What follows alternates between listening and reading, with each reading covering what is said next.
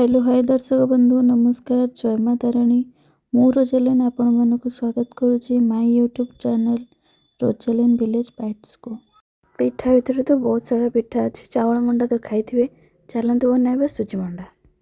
बस 3टे जिनस लगे सुजी नड़िया चीनी बनीज सुजी मंडा। आपण समस्त मोर गोटे रिक्वेस्ट मो वीडियोटी शेष पर्यंत देखंतु लाइक कमेंट शेयर करंतु सब्सक्राइब करने को बिल्कुल भूलिए।